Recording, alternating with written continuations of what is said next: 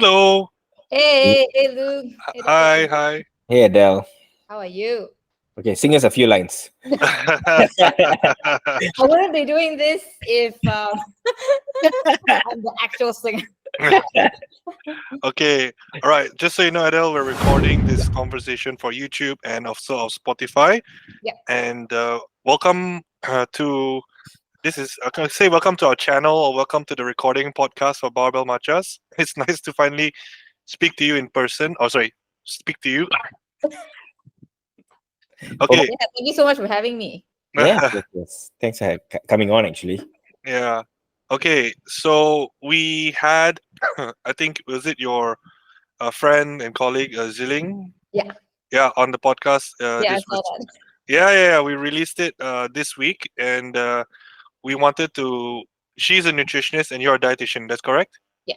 Okay, great. So we wanted to get you on board because we also understand that a nutritionist and a dietitian is not the same thing. I think Ziling described that very aptly in our episode with her. So if you guys haven't heard that episode, you can check it out.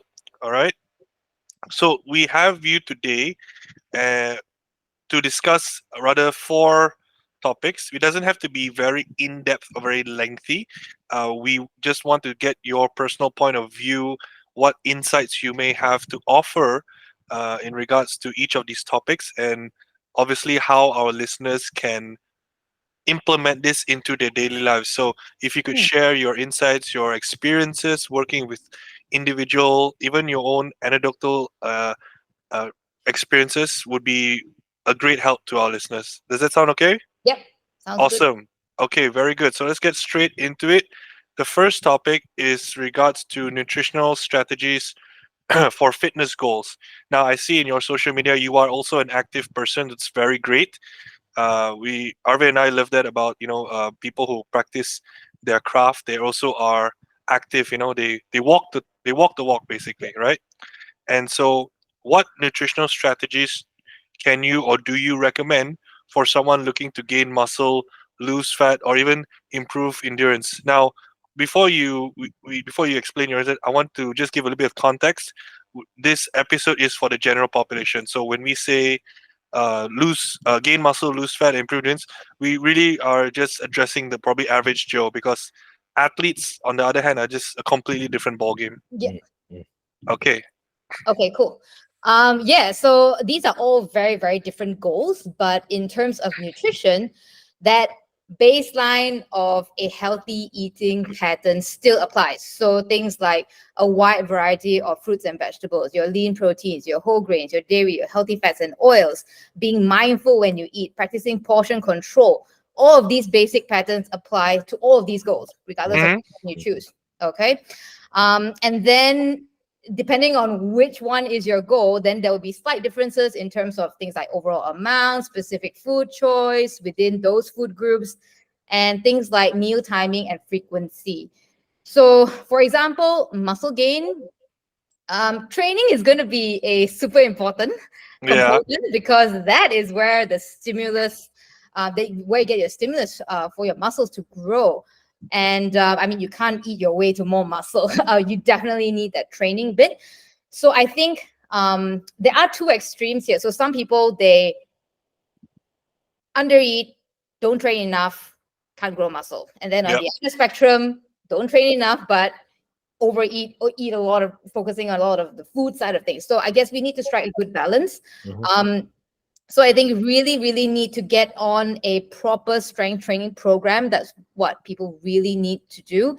So assuming you already have a really good strength training program in place, then in terms of nutrition, it's really looking at things like overall calories, and then your protein intake will be quite important. So just to keep things simple, just make sure that every meal you have some sort of protein, a source of protein. So quick one will be palm size of protein. It could be 2 eggs, it could be chicken breast, it could be fish, it could be meat, even could be things like tofu and tempeh. Yeah. So, but just make sure that every meal you have that source of protein. I guess that will be the priority if um, gaining muscle is one of your goals. Mhm. And In terms of fat loss, really simple.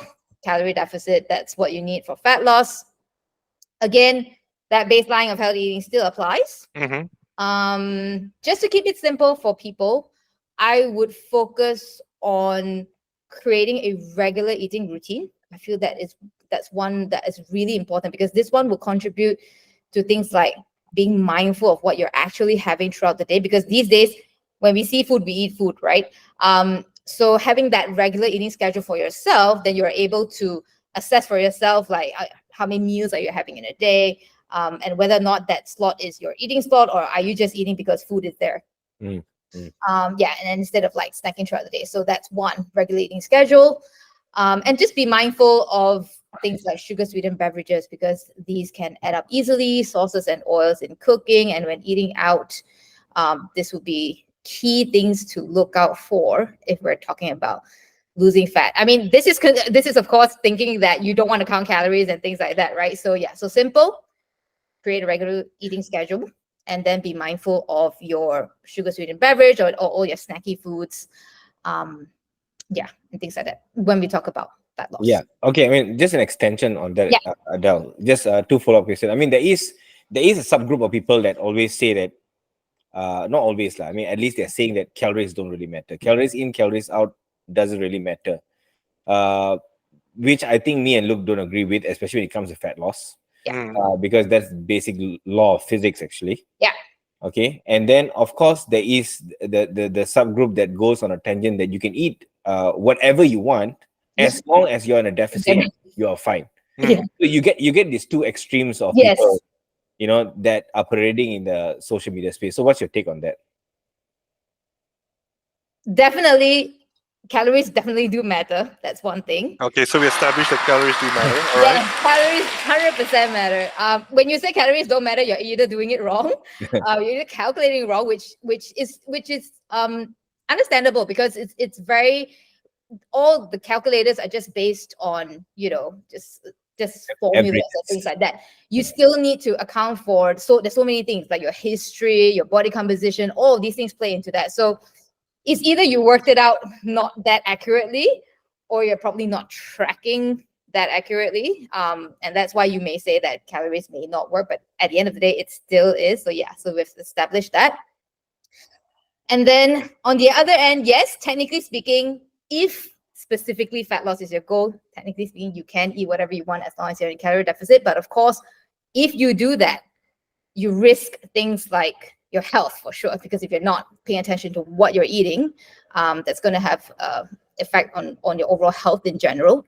And then of course, in a calorie deficit, you do need to manage hunger properly. So things like high fiber foods is going to be very important. So if you just eat whatever you want and you don't pay attention to quality, you would suffer in that sense. So I think that will be the major ones to look out for. Then when you're talking about fat loss, do you think counting calories is probably, especially for someone who's starting off with, like fat loss, right? Do you think counting calories is probably a good strategy to start with, or you would then better off like making better food choices first? Okay, it really depends on the individual, because some people stress over counting calories, and some people actually do better with counting calories. But I do feel that there is benefit in counting calories, because that teaches you a lot about portions. It teaches you about the calories in specific foods. So I do find that that's a very valuable skill. You don't have to do it for life. Just do it for a short period of time, just to learn, gain that skill. You're going to be eating food for the rest of your life, so it's good to have this skill. And then once you get the hang of it, I'm sure from then you can do a combination of that and then choosing better foods. Basically, you're teaching them how to gauge what say how 50 calories should look like, or how 100 yeah. Okay, so the thing is, because I deal with a huge obesity population in the hospital as well, Yeah. so it's already a big problem for me just to get them to eat better. So sometimes I feel like getting them to count calories is just extra mental gymnastics that they probably can't handle. So sometimes my strategy is just let's start off with you making better choices. If you go to like a mama, what, and not everybody is going to sit down and food prep here. So if you had to go to a mama, like how would you make better food choices. Like if you had the option between, say, soup chicken and fried chicken, which one would you go for? You know, if you had the chance of taking all the gravies that is there and just taking one gravy, what would you go for? So those kind, I feel like why I don't straight away jump on counting calories is because I feel like if they could, they would have. Yeah.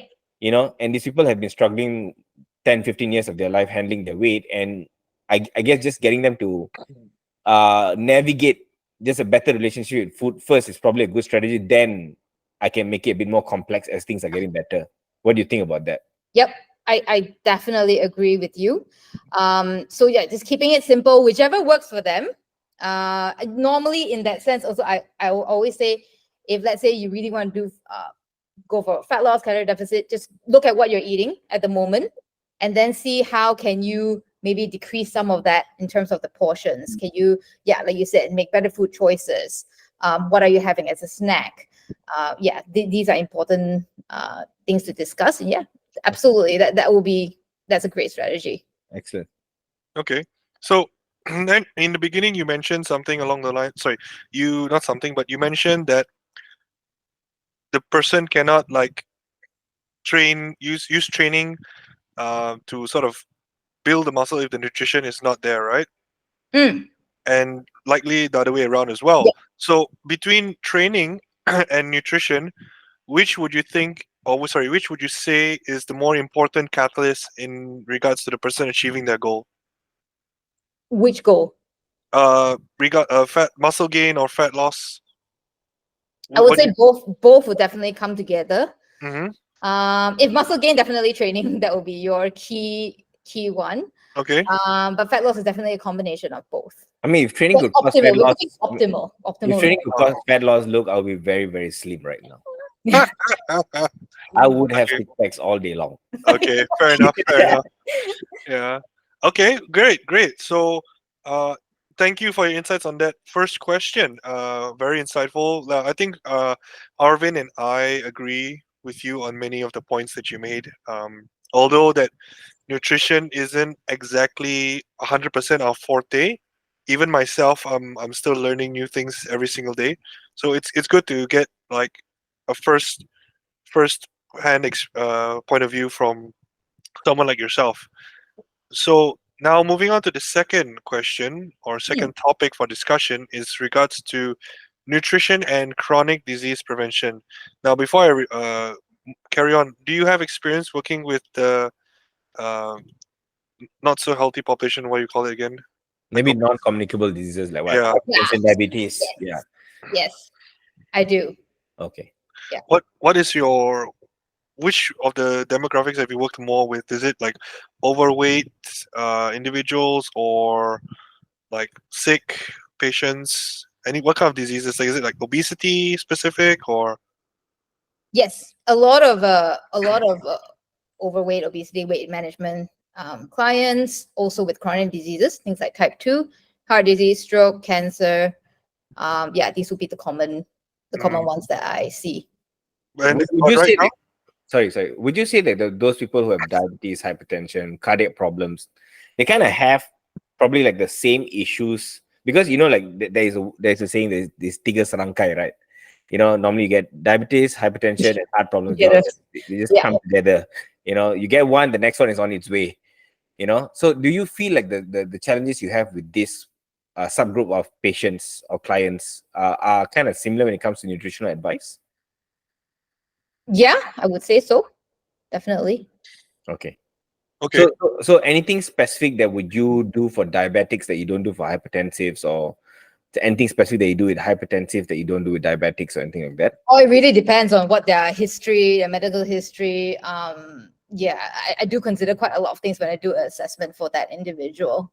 Okay. Yeah. okay, all right. So then the question is, can you discuss how proper nutrition in conjunction with regular exercise plays a role in preventing these chronic diseases that we mentioned? Because obviously in the first question we talked about how nutrition and training is important to build muscle, lose weight. But what about in regards to managing chronic diseases? Yeah. So yeah, same thing. I would say that eating well, regular exercise will help you to maintain quote unquote ideal body composition, meaning increasing your fat, increasing your muscle mass, managing your fat mass in that sense. So basically optimizing the muscle to fat ratio, which is actually key when it comes to preventing or reducing the risk of chronic diseases to begin with. So that's one that is very, very important. So even things like having more muscle mass, for example, helps you to maintain blood sugar levels and improves insulin sensitivity. And as we age, we're actually already losing muscle mass, and it gets harder to build as we age. And then so with that, a lot of chronic diseases comes in when people age as well. And then of course you have the role of genetics there. If we're talking about specific food components, so for example, being mindful of salt, that could help you manage your blood pressure, which then can indirectly help you when we talk about things like your risk of heart disease and things like that. Yeah, so definitely nutrition, exercise will come into play, and as well as individual food components can play a role in overall health as well. So there are actually a lot of things to cover in terms of preventing chronic diseases, but just to keep it simple for your listeners, if you want quick tips, these are the ones that I'm going to tell you right now, would be consume a wide, varied diet from all the food groups. So your carbs, your proteins, your vegetables, your fruits, your fats and oils, your dairy. Not eating too much of these foods are going to be important. Regular exercise, a good combination of both strength training and cardio. Pay attention to salt, because if you eat out, I can guarantee you'll definitely hit your daily salt limit of 2,300 milligrams of sodium, which is AKA about 1 teaspoon. In fact, in Malaysia, I think about 40-ish% of adults above 30 already has hypertension. So that's quite a big number. And that in and of itself is a risk for heart disease and premature death. And so yeah, and that's one of the top causes of death in Malaysia as well. So salt is definitely something that we do need to pay attention to, because if you are the average person who eats out, and then if you eat packaged foods, you're definitely going to be hitting your salt limit per se. So just to give you an idea, one packet of instant noodles, you just eating that one packet will already give you more than half of that daily limit already. And then don't forget you have your other meals as well, right? So yeah, and then on top of that, be mindful of your sources of fat specifically. Things like butter, lard, ghee, coconut oil, santan. These are sources of saturated fat, which we do want to be mindful of, as they can lead to things like cholesterol and heart disease risk. And then lastly will be just to eat more fiber foods. That will be key when we talk about gut health, immune health. Okay. What about things like probiotics and prebiotics and those kind of things? Oh, I think we can talk about that more in the gut health. But yeah, Okay. I would say you want to talk about it now? Or you want to Okay, you hold that for that question. Yeah, we hold it for that. For that. I just want to have just a discussion on this. I mean, there is, of course, a big talk on salt and hypertension for the longest of time, right? But now that's okay. So salt becomes a major problem when someone's already hypertensive. Yep. Okay. Now, and the reason, and I don't think you're imposing that salt itself is the cause of hypertension. Okay. Though if you have poor fluid intake and those kind of things, then you definitely you can culminate to that problem. But you see, like in our country, right, people sweat like insanely amount, and I sweat a lot. Okay, so he's sweating right now talking. I'm sweating right now. Exactly. I have on the aircon because I'm sweating right now, just sitting with the fan. Yeah. You know, so and the thing is, I realized that and if you're someone who sweats profusely, I mean, you have a tendency to lose a lot of salt as well. And then you cramp up in gym and those kind of things that happens. So when people give a blanket statement of you should reduce your salt or you should not eat too much salt, now would that apply to everybody, or are you talking for a specific group? So how people like active people like me will navigate this situation? I love this question. So previously, we thought that salt is like a J-shaped curve. When we talk about health and risk of cardiovascular events, meaning to say that too high is no good, too low is also no good, moderate intake is best.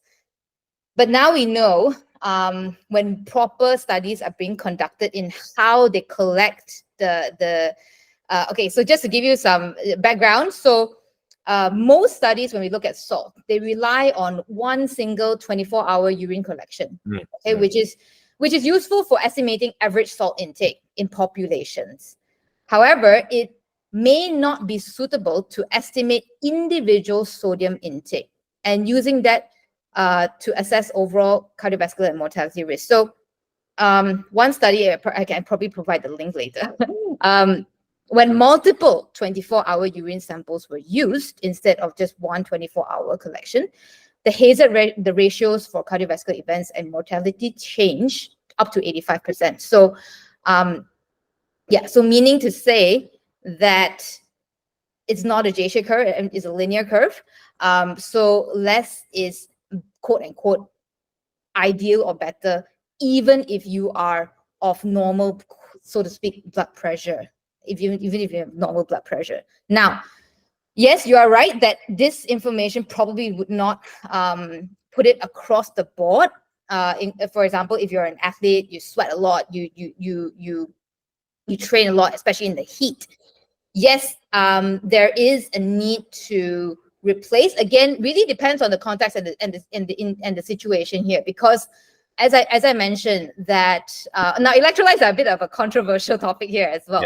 And actually, not a lot of studies are actually been done in this in the context of performance.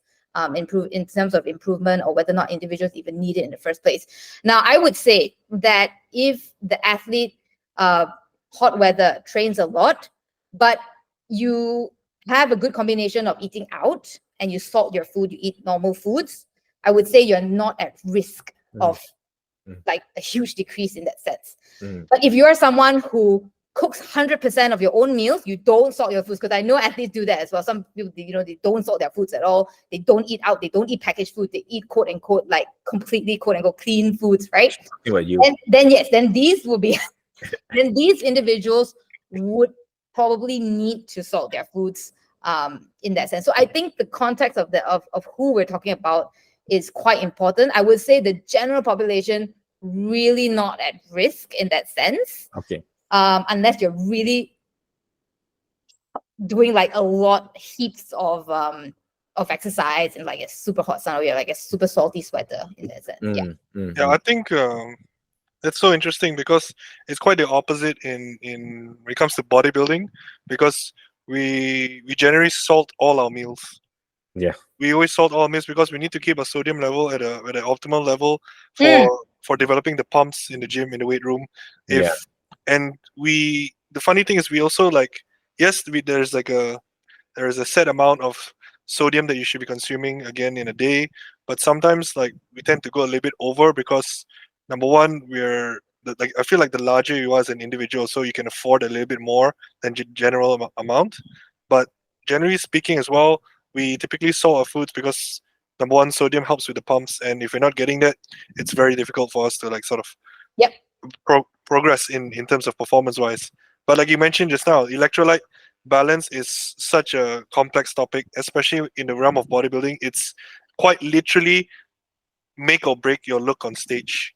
If the person does not have the right amount of like electrolyte balance, he can look like two different peoples on stage. So, and especially in the bodybuilding realm, like there's always these people that are peddling that, oh, you should dehydrate yourself, you should cut out sodium, and it's crazy that this kind of information is being peddled out there. But you're right, I agree 100% that for the vast majority of the general population, they should aim to eat less, because you can't really compare yourself to a bodybuilder. We literally weigh how much salt we're consuming every day. Yeah, I We have mean, many skills. we're looking at generalizability of any given data set that we have. You have to understand that the study population is very, very important.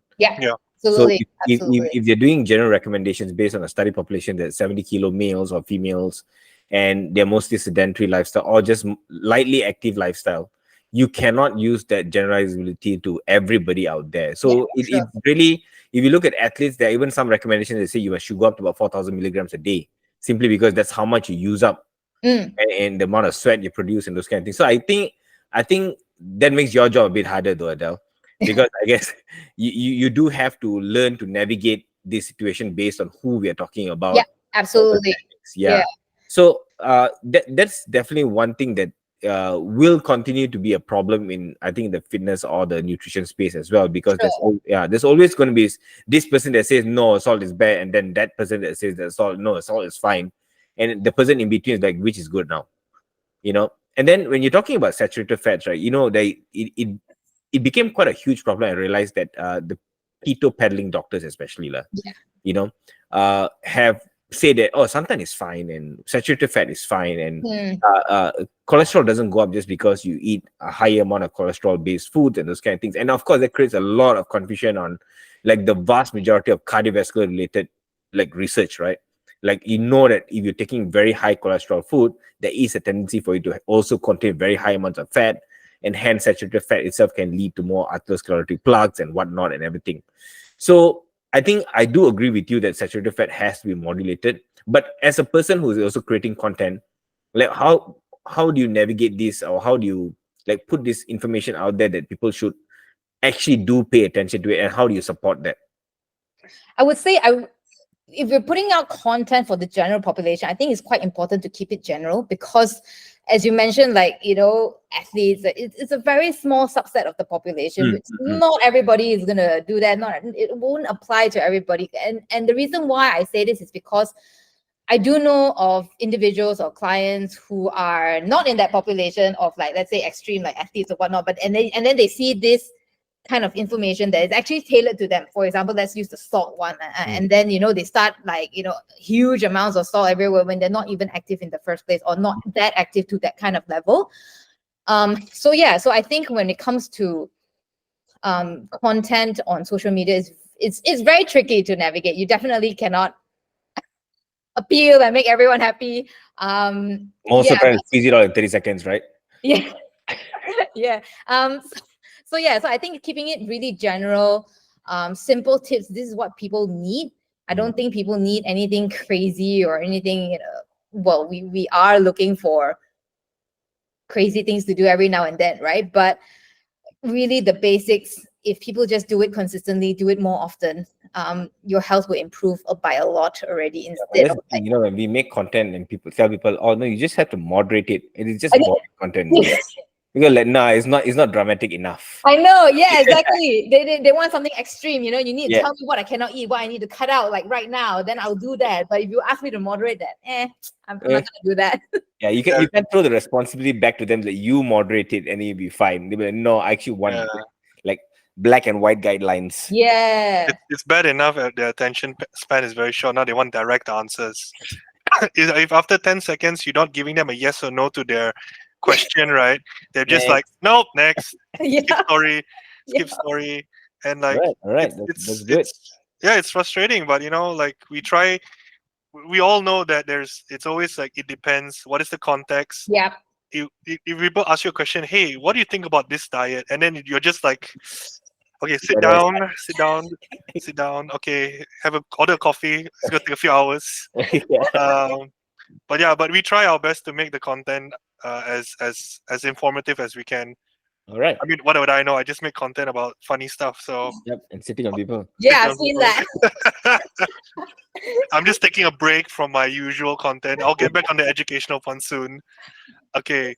Now, so this one, I think we put a pause on the probiotics, prebiotics, microgut biomes. So it's going to tie in quite well to this third topic, which is the role of gut health. And I see a lot of people Mm. talking about gut health and gut health this, gut health that, Oh yeah. and it's ridiculous because it's such a complex topic to talk about, and people are out there speaking about gut health like it's so simple, but I strongly feel like you would be able to shed better light on this. So the next topic is um, gut health for overall well-being. Like, but what is it really, right? What is gut health? When people say like, oh, you need to do this for your gut health, or this is bad for your gut health, what can we learn about it, and how do we know if our gut is like functioning properly, or how do we know if we have gut problems, like what this person we Mm. saw said? Okay. So yeah, as you mentioned, gut health is a huge topic. And we know that a healthy gut is important for immune function, for nutrient absorption, digestion, even mental health and overall health and well-being. We know that. And one of the key areas that contributes to gut health is actually your gut microbiome, basically, AKA the trillions of gut bacteria in your gut. And these gut bacteria, they play a huge role in keeping your gut healthy. Now, the tricky part is there's actually no consensus on what a healthy gut looks like. I knew And it. there is no one test to assess gut health per se. But we do know that a diverse microbiome is associated with better health outcomes. And the gut microbiome itself can be influenced by things like diet, exercise, medications, and your overall lifestyle.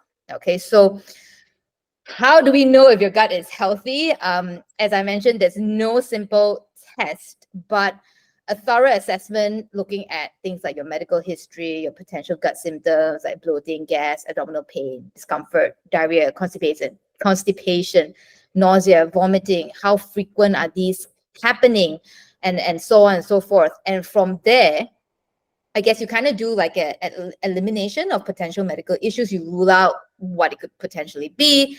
And then to come to a more targeted approach for how to manage that. Now, of course, this is if you are having gut issues in the first place, if you're suffering from these issues. Now, the annoying thing is that, as you mentioned again, yeah, these days on social media, there's a lot of like health influencers, Yeah. wellness people. They are making things up about the gut and about gut health, and saying things like, oh, you need to avoid certain vegetables because they cause bloating and that can affect your gut health. That's pretty much nonsense, because yes, there are certain vegetables that can cause issues, but it doesn't apply across the board for everyone. Yeah.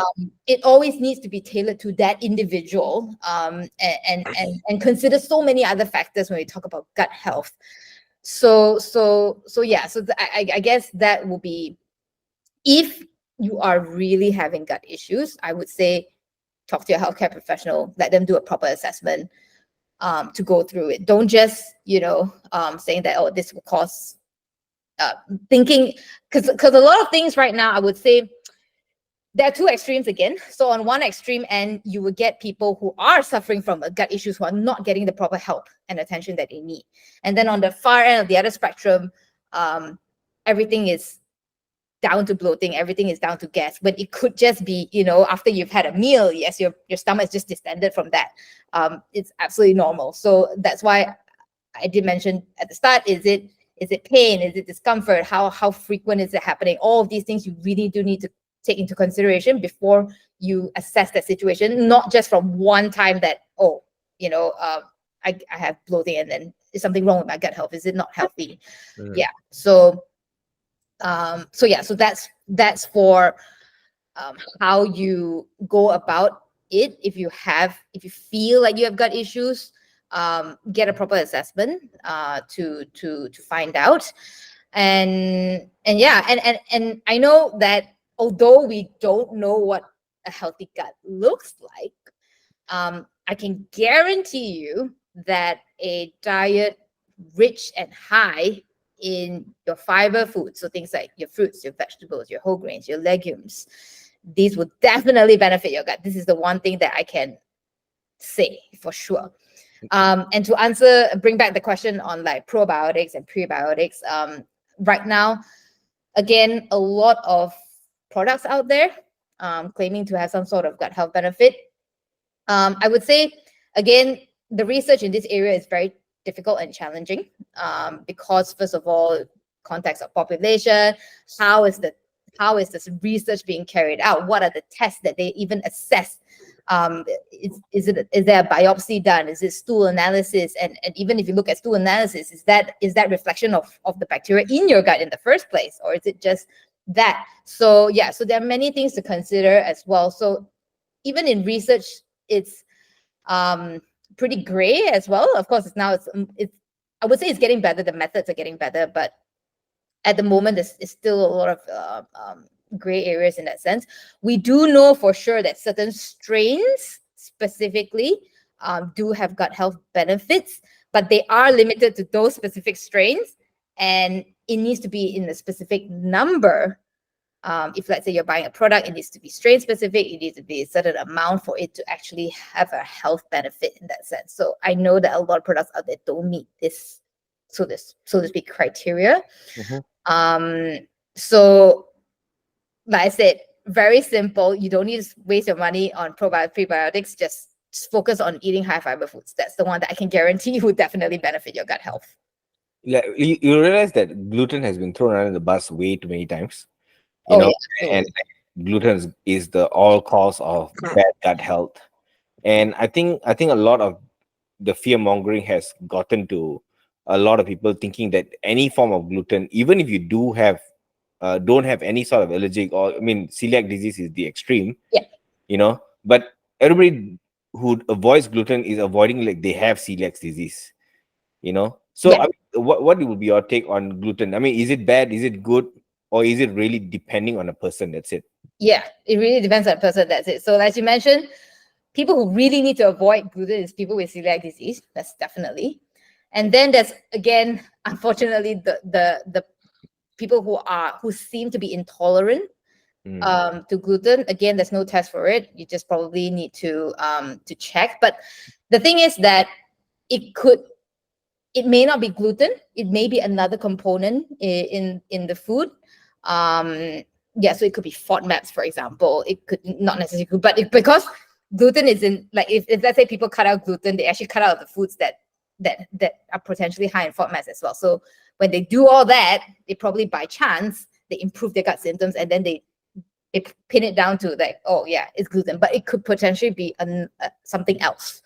And the risk with doing that is you end up cutting out a lot of foods, and you probably put yourself at risk of nutrient deficiencies if you are not paying attention to where you're getting your food sources and things like that. So yeah, I would say that unnecessarily, only a small subset of the population are really sensitive to gluten per se. Yeah, definitely would not apply to everybody. Then how about like artificial sweetness and gut health? Like recently after aspartame got a real uh, hit with Coke Zeros and all these things. I mean, I probably will agree that if you take way too much of it, that's what you drink every single day of your life. Then probably it might mess up your gut health. But if someone takes it like once in a blue moon, like okay, take one or two cans a week, do you think that's really going to affect their gut health? Potentially not. I think we also need to consider what is the priority for that person. So, for example, if it's a person who's struggling with overweight and obesity, and if they're having like a lot of sugar sweetened beverages, if they are replacing that with this, I would say that it's you're probably better off in that sense, because being overweight and obesity already puts you at risk of other things as well. So I guess it's just looking at the person and like thinking about what is the priority, what's the health priority for them at this point as well. Yeah. Yeah, I think generally speaking, like even for myself, there are certain foods that gives me a good gut day, and there are certain foods that you just should not eat before a deadlift or a squat. You Yeah. know, there are people who are totally fine just eating whatever they want. They can eat chicken rice and just go and squat after that, and they're fine. Yeah. So the thing is, I guess everybody is different. I think, and if you are able to map out what works for you and what doesn't work for you, and when it works for you, when it doesn't work for you, I think that is important. Yep, absolutely. Yeah, so I think that's how you navigate. And of course, I don't know, I think fruits and vegetable does a good job at giving you the fiber and the necessary prebiotics necessary for you to produce like a good gut health. And then your occasional Vitagen, Yakult. Yeah. Any reason to drink Vitagen. V is for Vitagen. It's good for your digestion. Yeah, I forgot the song. I still remember that Oh song. man, I There's like totally forgot that song existed. yeah. Ariel is totally hooked to Vitagen at the moment. Okay. Well, yeah, I think that everybody's giving this whole gluten thing out of context. It's like they will blame gluten for almost anything. Like, oh, I tripped and fell today. Must be the gluten. Like, I didn't hit a PR today. Must be the gluten. Anything bad that happened must be the gluten. But yeah, it's good to know that gluten has its place, but it's usually over. It's a bit overrated, I would say, in certain circles because people just hype it up way too much. Oh yeah, There is an importance to it, but it's just a trend that people hop on it because they want to feel like they're part of something, or they're at Yeah, least for yeah. sure. trying to find something to sort of justify whatever it is, like their poor, the other bad parts of the nutrition that they just won't like take responsibility for. So they'll just find like, oh, gluten is the reason why I'm not able to do so and so. But then again, Yeah, for like sure. people who are on carnivore diets, right? Then how do they do this? I mean, they don't get any sort of fiber in their diet. You know, I fear for them, to be honest. That yeah, is one I mean, of they the peddle worst. as if their health markers have gotten better, their cholesterol markers have gotten better, their glucose control is a lot better. And that when you put those kind of information out there, and people are going to buy into it simply because they are health parameters are showing improvements, but I don't know, is there any long-term studies saying that it's actually beneficial? Because we know the prevailing studies on fiber and fruit Yeah, and for vegetable, sure. there is definitely much more advantages. But then you have this group kind of countering your points on that. You see, so I mean, have you faced any challenges with this? Not specifically in my own clients. But yeah, occasionally people will ask me like, is this okay? Should they do that? But honestly, like you said, the evidence for fiber and health is so overwhelming that you really cannot ignore. Okay. 100% shown to help with things like gut health and overall health and managing chronic disease risk and things like that. That really, I really don't know what to say about the carnivore diet. Like seriously, it's a big no, and I would say it's a really one of the worst ones that could potentially come out. Okay. When we talk about diets in general, yeah. All right. Okay, All right. fair enough. I mean, well, it's definitely a bad one, but I feel like I've seen, read, and heard of worse diets than the carnivore diet. So, well, it's somewhere up It's there. up there. It's It's up there. definitely up there. Okay, great. All right, we're on. That was actually very nice. We've had three topics so far, and three topics and three questions. Very nice. I love it. And the last one for today, so that we can wrap things up. I am not in this circle, but maybe you can shed some light on it for us. It's in regards to emerging trends in the fitness and nutrition world, or just nutrition world in general, right? So, based on your current standing, what do you see is the emerging trends or research findings with regards to nutrition that could significantly impact our society in a positive manner? So one, I'll just mention one that is really like picking up in trending, so to speak, would Yeah. be plant-based diets or plants or vegetables in general. So it's good that more attention is being brought to plants because we already discussed like fiber is great for gut health, overall health, and gut health indirectly also affects things like mental health. Yeah, so and chronic disease risk. So we cannot forget that part. So so plants, fiber, really, really getting more attention, which is great because if we're just talking about the Malaysian population, 95% of us are not eating enough of our fiber, fruits and vegetables in that sense. So yeah, I feel that this one is a really good one that can have good positive impact on everybody because we all can benefit from eating more fiber. But having said that, we do not need to go to the extremes of like purely vegetarian or purely vegan to reap the health benefits. So more plants is beneficial, but you also don't need to go to that extreme end of just eating plants. I guess you just need to strike a good balance. But definitely, a lot of us would do better if we add more plant-based foods to our daily diet. Yeah, I mean that's actually a common problem. Actually, I deal with this a lot in kids obesity. Kids not wanting to eat their vegetables, and it's a common thing that parents tell us that like, do what vegetables do you eat? Oh, he doesn't like vegetables. I'm like, huh? My mom never had that problem. It's either you eat it or you eat it. Yeah, exactly. That's the There's only no option eat you or have. don't eat. There's no other options.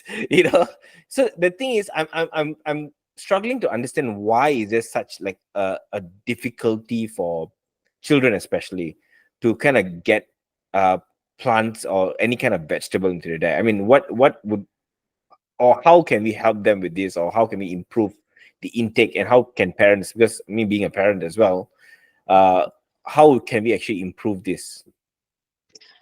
starting young is very important. Repeated exposure is also very important, and role modeling will be very important. I think these three things. So when they see you eat, hopefully you will catch on, and just keep offering, I would say. So I think taste is one of the big things. So growing up, I hated my vegetables. I would even pick out the vegetables in pizza, but now I cannot even I cannot live with that. I need my vegetables. Okay, so Right. so yeah, I mean, it, I think taste will be one thing for sure. What that was a thing for me. But now I got used to the taste. I like it.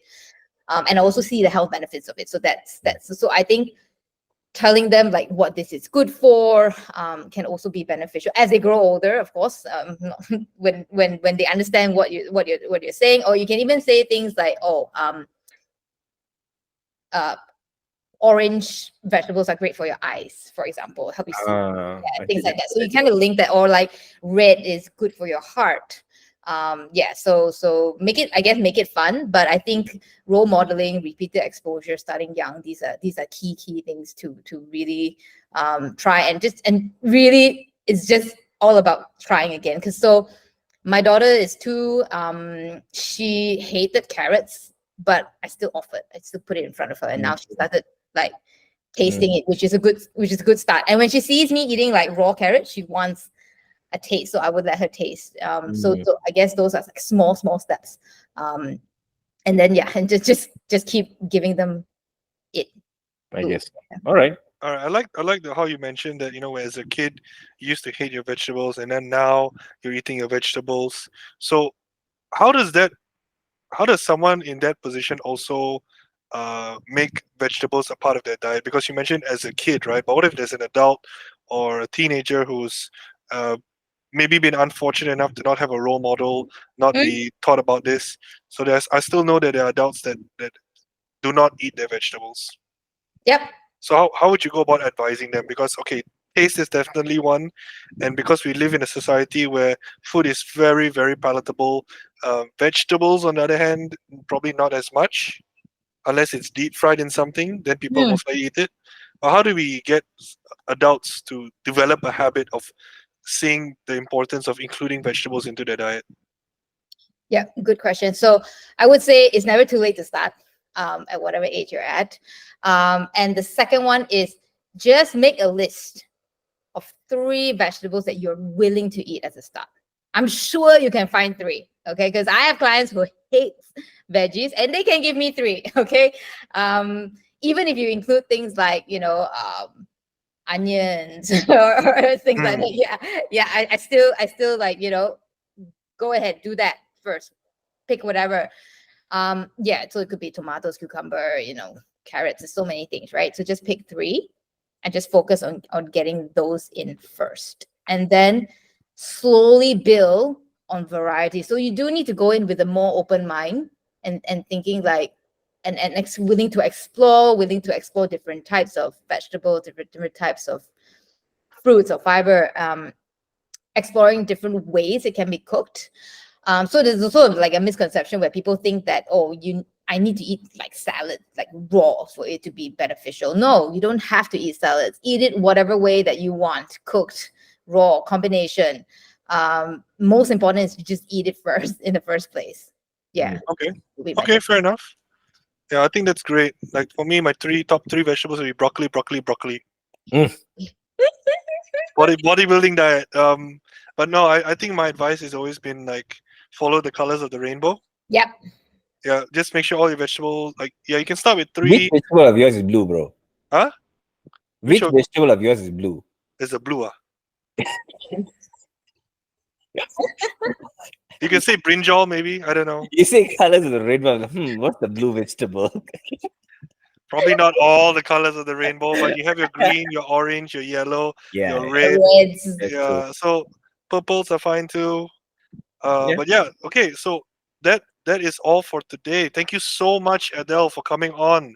We really really appreciate your insights, and we hope that we can also have you back on our podcast, perhaps in the future, and we can definitely talk about something, just one topic in specific.